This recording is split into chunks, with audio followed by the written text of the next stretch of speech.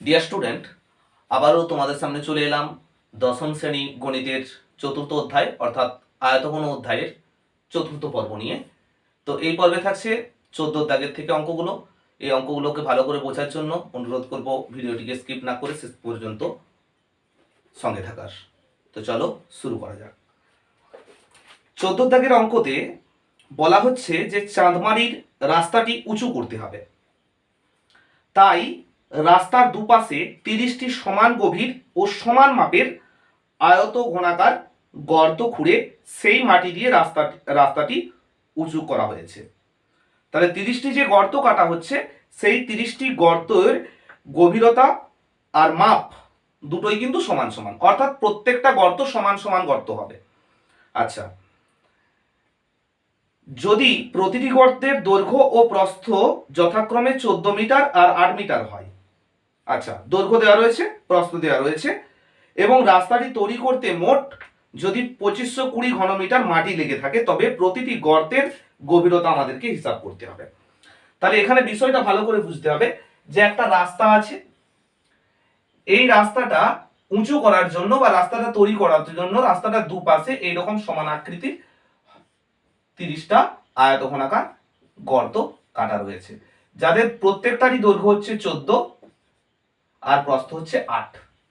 উচ্চতাটা বা গভীরতাটা কিন্তু আমাদের দিয়ে দেওয়া নেই।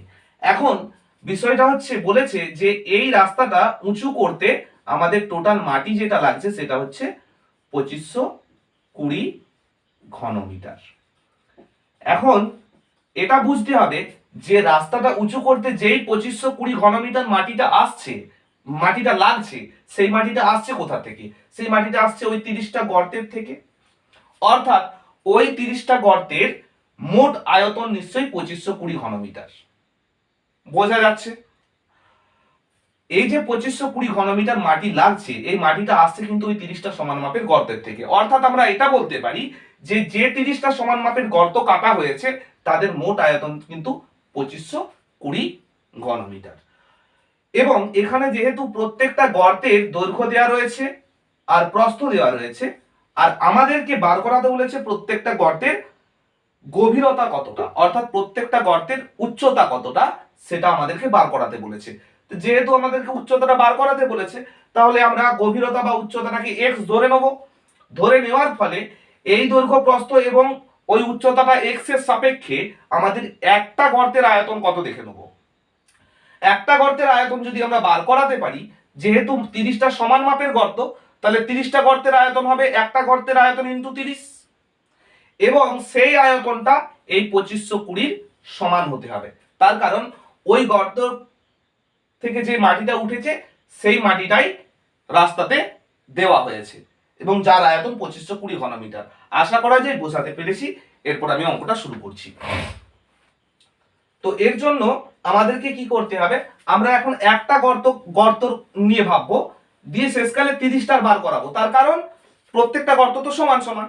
তাহলে এর জন্য আমরা কি লিখব যে প্রতিটি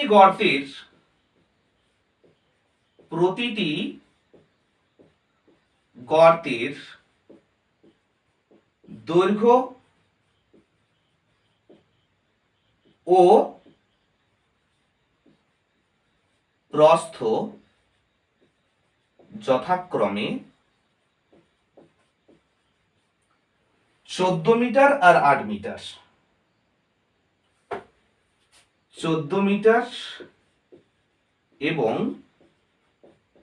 8 মিটার। এখন গভীরতাটা বার করাতে বলেছে, আমরা গভীরতাটা ধরে নেব। গভীরতা যেটা সেটাই হচ্ছে উচ্চতা। তাহলে মনে করি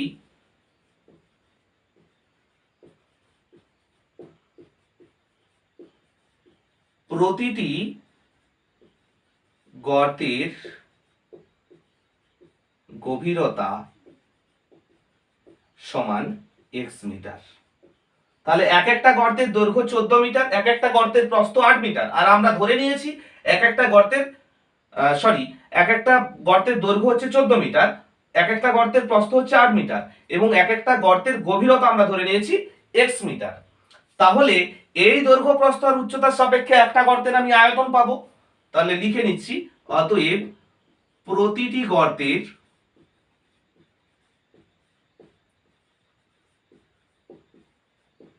আয়তন। এখানে একসাথে 30টা গর্তেরও আয়তন বার করানো যায় একবারে শর্টকাটে করে, কিন্তু জিনিসটা যেহেতু জটিলতা হয়ে যাবে তার জন্য কিন্তু আমি একটু ভেঙে ভেঙে করছি। আচ্ছা, প্রতিটি গর্তের আয়তন সমান কি হবে? আয়তন গর্তগুলো যেহেতু আয়তঘনাকার, তাই সেক্ষেত্রে প্রতিটি গর্তের আয়তন কি হবে? দৈর্ঘ্য ইন্টু প্রস্থ ইন্টু উচ্চতা। তাহলে দৈর্ঘ্য পাচ্ছি আমরা 14 ইন্টু প্রস্থ আছে 8, আর গভীরতা বা উচ্চতাকে আমরা ধরে নিয়েছি x। তাহলে এত ঘন মিটার। আচ্ছা, এখন এরকম কটা গর্ত রয়েছে? 30টা গর্ত। তাহলে অতএব 30টি গর্তের মোট আয়তন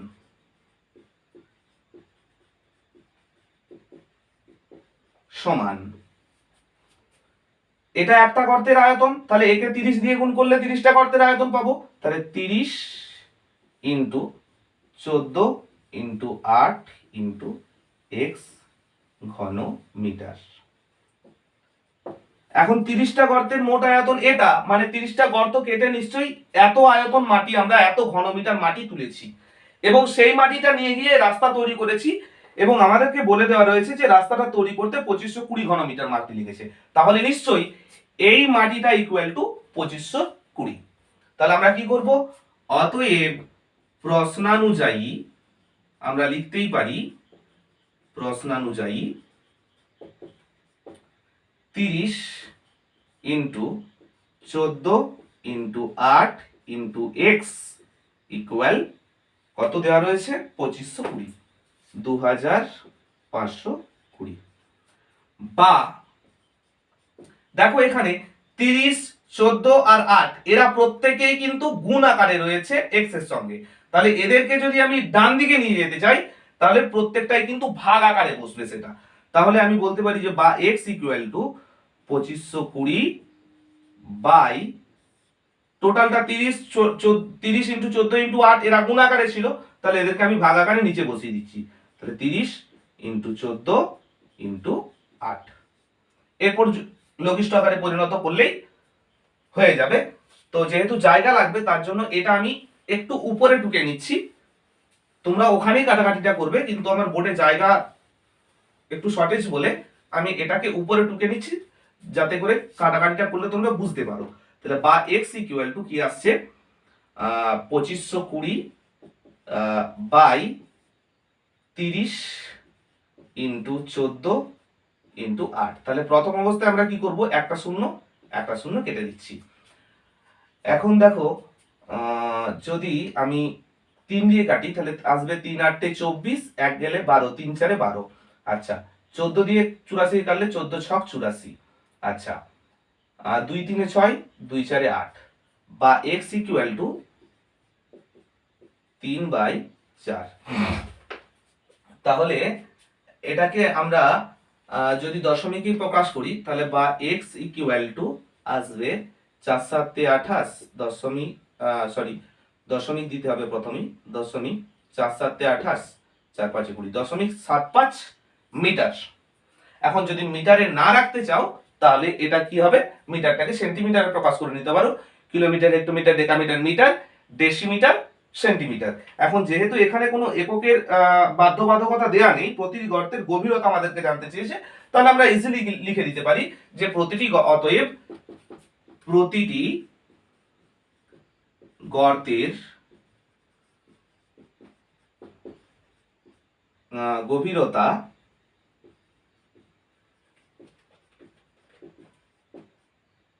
.75 মিটার। এখন কেউ যদি চাও এটাকে সেন্টিমিটার বা ডেসিমিটার কোনো কিছু একটাতে প্রকাশ করে নিতে পারো, অসুবিধা কিছু নেই, করতে পারো। কিন্তু যেহেতু এখানে এককের বাধ্যকতা কোনো কিছু নেই, তাই আমি কিন্তু আর করলাম না, এখানে অ্যান্সারটা রাখলাম। আচ্ছা, আশা করা যায় বুঝতে পেরেছো। চলো পরের অঙ্কের দিকে যাওয়া যাক। পরের অঙ্ক হচ্ছে ঘনকাকৃতি একটি সম্পূর্ণ জলপূর্ণ চৌবাচ্চা থেকে সমান মাপের 64 বালতি জল তুলে নিলে চৌবাচ্চার 1/3 জলপূর্ণ থাকে। আচ্ছা, এটার জন্য আমি অঙ্কটা মুছছি একটুকু। খুব ভালো অঙ্ক অবশ্যই, এবং এটা খুব ইম্পর্টেন্ট মাধ্যমিক পরীক্ষার জন্য। আচ্ছা, সরি, দাগ নাম্বারটা মনে হয় ভুল দিলাম, এটা 15 দাগ, 15 দাগের অঙ্ক। তাহলে এখন বলেছে ঘনকাকৃতি একটি সম্পূর্ণ জলপূর্ণ চৌবাচ্চা। অঙ্কটি ভালো করে বুঝতে হবে। ধরো এটা একটা ঘনকাকৃতি সম্পূর্ণ একটা চৌবাচ্চা, ঘনকাকৃতি একটা চৌবাচ্চা। এখানে যেহেতু বোর্ডটার দৈর্ঘ্য প্রস্থ আছে, উচ্চতা নেই, তাহলে এখানে কিন্তু আমি চৌবাচ্চাটা একবারে এক্সাক্ট দেখাতে পারবো না, এর মধ্যেই তোমাকে বা তোমাদেরকে বুঝে নিতে হবে। তাহলে এখানে কি বলেছে, একটা ঘনকাকৃতি সম্পূর্ণ জলপূর্ণ চৌবাচ্চা থেকে সমান মাপের 64 বালতি জল তুলে নিলে চৌবাচ্চাটির 1/3 জল জলপূর্ণ থাকে। অর্থাৎ ধরে নাও এটা সম্পূর্ণ জল ভর্তি রয়েছে, এখন এখান থেকে আমি 64 বালতি জল তুলে নিচ্ছি। 64 বালতি জল তুলে নেওয়ার পর কি বলছে, যে চৌবাচ্চাটার 1/3 জলপূর্ণ থাকছে। মানে চৌবাচ্চাটাকে যদি আমি সমান 3টা ভাগে ভাগ করে দিই, তাহলে এই 1 ভাগ জল পড়ে থাকছে। বোঝা গেল? সম্পূর্ণ চৌবাচ্চা, সম্পূর্ণ ভর্তি চৌবাচ্চা, যেটা থেকে 64 বালতি আমি জল তুলে নিলাম, তার ফলে আমাদের এক চৌবাচ্চাটার 1/3 জল পূর্ণ থাকছে, অর্থাৎ জল পড়ে থাকছে 1/3। এখন তাহলে এটা আমরা আবার অন্যরকম ভাবে বলতে পারি, তাহলে নিশ্চয়ই ওই 64 বালতি জল সমান হচ্ছে চৌবাচ্চাটার 2/3। তার কারণ কি, 64 বালতি তুলে নেওয়াতে আমাদের 1/3 পড়ে রয়েছে, তাহলে আমরা দেখতে পাচ্ছি যে সম্পূর্ণ চৌবাচ্চা থেকে 64 বালতি যখনই জল তুললাম, এই যে এই 2 অংশ জল তুলে নেওয়া হয়ে গেছে, তাই তো? তাহলে আমরা বলতে পারি উল্টো দিক থেকে যে 64 বালতি জল সমান মোট চৌবাচ্চার 2/3। আশা করা যায় বুঝাতে পেরেছি। এরপর বলেছে চৌবাচ্চার একটি ধারের দৈর্ঘ্য 1.2 মিটার হলে প্রতিটি বালতিতে কত লিটার জল ধরবে সেটা হিসাব করতে হবে। এখন চৌবাচ্চাটা বলেছে ঘনকাকৃতি, তার মানে কি, ওর দৈর্ঘ্য প্রস্থ উচ্চতা সব সমান, ঠিক আছে? তাহলে এখানে চৌবাচ্চাটার একটা ধারের দৈর্ঘ্য দিয়েছে 1.2 মিটার, তার মানে সেখান থেকে আমরা চৌবাচ্চাটার আয়তনটা নির্ণয় করতে পারবো। আয়তনটা নির্ণয় করতে পারা মানে চৌবাচ্চাটা ঠিক ততটাই, যতটা আয়তন বেরোবে ততটাই জল ধরবে। এখন ওই চৌবাচ্চাটার 2/3 জল, 64 বালতি, তাহলে সেটা সমান কত নির্ণয় করে নেবো, এবং সেখান থেকে আমরা এক বালতি জলের জল সমান কত লিটার সেটা আমরা বার করাতে পারবো। তাহলে প্রথমত আমরা কি করছি, ঘনকাকৃতি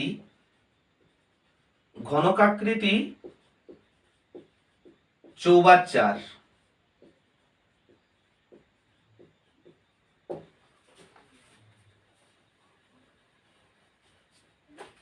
প্রতি ধারের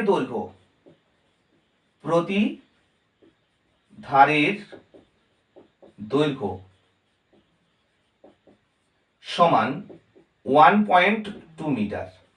এখন বিষয় হচ্ছে এখানে এককটা নিয়ে একটা খুব ভালো কথা বলার আছে, যেটা হচ্ছে দেখো আমাদেরকে আলটিমেটলি যেটা অ্যান্সার চেয়েছে সেটা হচ্ছে কত লিটার জল, কত লিটার এক বালতি জলে প্রতিটি বালতিতে কত লিটার জল ধরে, অর্থাৎ আমাদেরকে লিটারে অ্যান্সারটা চেয়েছে। এবং এখানে আমি একটা কথা বলে রাখি যে লিটার এবং ঘন ডেসিমিটারের মধ্যে একটা কিন্তু সম্পর্ক আছে। মনে রাখবে যে 1 ঘন ডেসিমি সমান 1 লিটার, এটা মনে রাখতে হবে। তাহলে আমাকে লিটারে অ্যান্সার বার করাতে গেলে এককটাকে কিন্তু ডেসিমিটারে রাখতে হবে, তবেই আমি আয়তনটা ঘন ডেসিমিটারে পাবো। তো সেই জন্য আমরা এই এককটাকে ডেসিমিটারে কনভার্ট করে নিচ্ছি। তাহলে 1.2 মিটার, মিটারকে যদি আমি ডেসিমিটারে নিয়ে যাই, kilometre, hectometre, decametre, metre, decimetre, metre থেকে ডেসিমিটারের পার্থক্য 1 ঘর, মিটার থেকে ডেসিমিটার ডান দিকে 1 ঘর যেতে হয়, তাহলে আমি দশমিকটাকে ডান দিকে 1 ঘর সরিয়ে দেবো, তার মানে আসবে 12 ডেসিমিটার। আচ্ছা, তাহলে যেহেতু চৌবাচ্চাটা ঘনকাকৃতি, তাহলে নিশ্চয়ই এর একটা আয়তন পেয়ে যাব। তাহলে অতএব চৌবাচ্চাটির আয়তন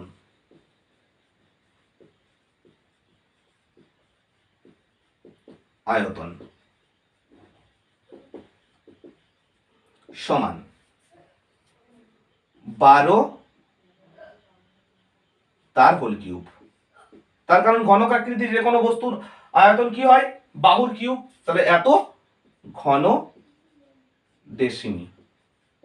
এবার 12কে 3 বার গুণ করলে কি পাওয়া যায় দেখি। 12 আর 12 গুণ করলে 144 হয়। 144 কে আবার যদি 12 দিয়ে গুণ করি, 12 4 48 আর 8 হাতে থেকে 4, 12 4 48 4 52 2 হাতে থেকে 5, 12 1 12 5 17, 1728 ঘন ডেসিমিটার। তার মানে আমরা বলতে পারি যে সম্পূর্ণ চৌবাচ্চাটা যখন সম্পূর্ণ জলপূর্ণ থাকবে তখন সেটাতে 1728 ঘন ডেসিমিটার জল ধরবে। ঠিক আছে, এখন 64 বালতি জল তুলে নেওয়ায় 64 বালতি জল তুলে নেওয়ায়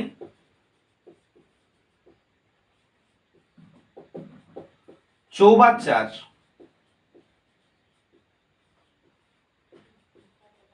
1/3 অংশ জলপূর্ণ থাকে।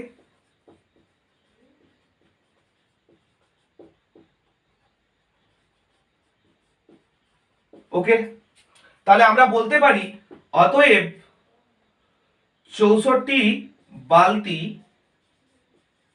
জল সমান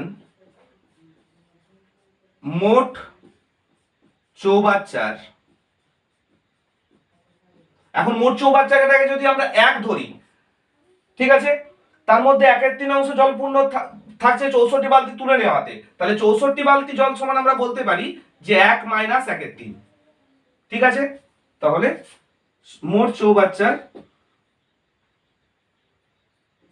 1 - 1/3 অংশ সমান মোট চৌবাচ্চার 1 থেকে 1/3 বিয়োগ করলে দেখবে 2/3 আসবে, তাহলে 2/3 অংশ। এখন আমরা এরপরে আরো বলতে পারি মোট চৌবাচ্চাটা কত। মোট চৌবাচ্চাটা আমাদের বেরিয়েছিল 1700, কত বেরোলো 144 আর 144 আর 12 গুণ করলে 12 4 48 8 থেকে 4, 12 4 48 4 52 2 থেকে 5, 1728 মুছে দেওয়া হয়েছিল, তোমাদের কাছে নিশ্চয়ই থাকবে। তাহলে 1728 মোট চৌবাচ্চার আয়তন হচ্ছে 1728। তাহলে আমরা বলতে পারি অতএব 64 বালতি জল সমান মোট চৌবাচ্চার আয়তন কত? মোট চৌবাচ্চার 2/3 অংশ, তার মানে মোট চৌবাচ্চার আয়তন গণিত 2/3, তাহলে মোট চৌবাচ্চা হচ্ছে 1728 গণিত 2/3 ঘন ডেসিমি। 3 দিয়ে কাটাকাটি করলে 3 5 15, 2 22 হচ্ছে 3 7 21, 3 6 18, তো 576 দুগুণে 2 6 12, 2 7 14 15, 5 হাতে থাকে 1, 2 5 10, 1152 ঘন ডেসিমি। এখন 64 বালতি জলের আয়তন যদি এটা হয়, তাহলে 1 বালতি জলের আয়তন আমাদেরকে জানতে চেয়েছে, তাহলে অতএব আমরা বলতে পারবো কি 1 বালতি জল সমান 1152 বাই 64। 8 দিয়ে কাটাকাটি করো, 8 1 8, 3 গেলে 35, 8 4 32, আবার 3 গেলে 35, 8 4 32, আচ্ছা 8 8 64, আবার 8 দিয়ে কাটাকাটি করলে 8 1 8, 8 8 64, 18 সমান পাচ্ছি কি 18 ঘন ডেসিমি, বা আমরা জানি 1 ঘন ডেসিমি সমান 1 লিটার, আমাদেরকে লিটারে অ্যান্সার চেয়েছে, তাহলে বলবো 18 লিটার। তো ডিয়ার স্টুডেন্ট, আশা করা যায় আমি বোঝাতে পেরেছি। অঙ্কগুলো কেমন লাগছে অবশ্যই কমেন্টে বলবে। আমি যাচ্ছি পরের অঙ্কের দিকে। পরের অঙ্ক হচ্ছে 16 দাগের অঙ্ক। 16 দাগের অঙ্কটা কি বলেছে তোমরা বইটা অবশ্যই সামনে রাখবে, আমি পড়ছি। 16 দাগে অঙ্কে বলা হয়েছে অ্যাগ্রোস দেশলাই বাক্সের একটি প্যাকেটের দৈর্ঘ্য প্রস্থ ও উচ্চতা দিয়ে দিয়েছে 2.8 ডেসিমি, 1.5 ডেসিমি আর 0.9 ডেসিমি। একটি দেশলাই বাক্সের আয়তন কত হবে হিসাব করে লিখি, এবং এখানে বলে দিয়েছে 1 গ্রোস সমান হচ্ছে 12 ডজন। তাহলে আমাদেরকে 1 গ্রোস দেশলাই বাক্সের দৈর্ঘ্য প্রস্থ উচ্চতা দিয়ে দিয়েছে, তার মানে 1 গ্রোস দেশলাই বাক্সের আয়তনটা আমরা নির্ণয় করে নিতে পারবো। তাহলে কি হলো যে 1 গ্রোস, এটা হচ্ছে এটা 16 অঙ্কটা, হ্যাঁ, তাহলে 1 গ্রোস দেশলাই বাক্সের দৈর্ঘ্য প্রস্থ ও উচ্চতা যথাক্রমে কত কত দেওয়া রয়েছে? 2.8, 2.8 ডেসিমি, প্রস্থটা দেওয়া রয়েছে 1.5 ডেসিমি, আর উচ্চতাটা দেওয়া রয়েছে 0.9 ডেসিমি। তাহলে অতএব 1 গ্রোস দেশলাই বাক্সের আয়তনটা কত আসবে? সমান দৈর্ঘ্য ইন্টু প্রস্থ ইন্টু উচ্চতা, তাহলে সমান আমরা লিখতে পারি 2.8 ইন্টু 1.5 ইন্টু 0.9 ঘন ডেসিমি। আচ্ছা, এখন আমাদেরকে অ্যান্সার জানতে চেয়েছে একটি দেশলাই বাক্সের আয়তন কত। তাহলে এটা গুণটা করে নিই আমরা একটুকু। তাহলে 2.8 কে 1.5 দিয়ে গুণ, 5 4 40 শূন্য 8 থেকে 4, 5 দুগুণে 10 4 14, 1 8 8, 1 2 2, 0 8 4 12, 2 1 3 4, 4.20। এটাকে আমি আবার যদি 0.9 দিয়ে গুণ করি, তাহলে 9 0 0, 9 দুগুণে 18, 8 হাতে থাকে 1, 9 4 36, 1 37, 0 0 0, যোগটা করলে 0 8 7 3, 3টার পর দশমিক, 3.78, 3.78 ঘন ডেসিমি। আচ্ছা, এখন আমাদেরকে কি বলা হচ্ছে যে একটি দেশলাই বাক্সের আয়তন কত। তাহলে 1 গ্রোস দেশলাই বাক্স সমান কটি, সেটা আমাদেরকে আগে একটু নির্ণয় করে নিতে হবে। তাহলে 1 গ্রোস দেশলাই বাক্স সমান বলে দিয়েছে 12 ডজন, 12 ডজন। আর আমরা জানি কি 1 ডজন সমান 12টি, তাহলে 12 ডজন সমান কটি হবে? 12 ইন্টু 12টি সমান 144টি। তাহলে আমরা উল্টো দিকে বলতে পারি যে 144টি দেশলাই বাক্সের মোট আয়তন হচ্ছে 3.78 ঘন ডেসিমিটার। আচ্ছা, তাহলে বলবো যে অতএব 144টি দেশলাই বাক্সের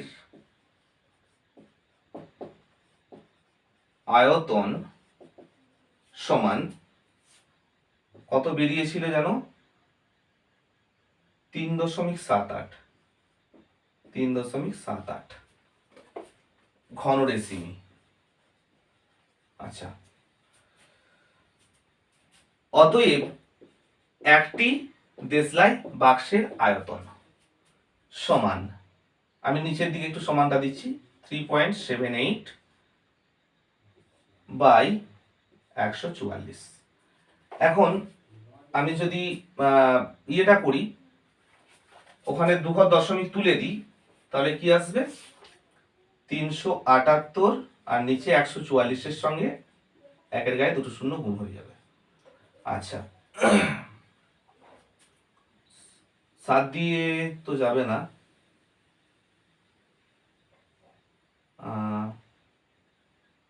2 7 14, 2 2 4, 2 1 2, 2 8 16, 2 9 18, 9 দিয়ে যাবে, 9 2 18, 9 1 9, 9 8 72, তাহলে 3 8 8, আর তো যাচ্ছে না, সমান 21/800 ঘন ডেসিমি। এখন এটাকে আমরা চাইলে যদি সেমি করে নিই, তাহলে ডেসিমিটার সেন্টিমিটার, ডেসিমিটার থেকে সেন্টিমিটারে যেতে হলে 1 ঘর দশমিক ডান দিকে নিয়ে যেতে হয়, অর্থাৎ 10 দিয়ে গুণ করতে হয়, কিন্তু এখানে ঘন দেওয়া রয়েছে বলে সেটা 3টা শূন্য হয়ে যাবে, তাহলে 3টা শূন্য দিয়ে গুণ করতে হবে।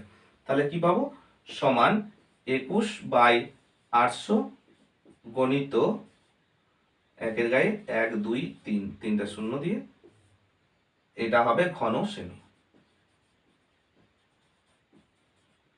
একটা দুটো শূন্য, 2 4 8, 2 5 10, তাহলে আসছে বা এখানে যদি কাটাকাটিটা করে নিই, 4 5 20, 4 2 8, 4 5 20, তাহলে 5 5 25, 5 হাতে থেকে 2, 5 2 10, 2 12, 2 হাতে থাকে 1, 5 5 25 থেকে 26, 5 5 25, 5 2 10, 2 12, 26.25 ঘন সেমি।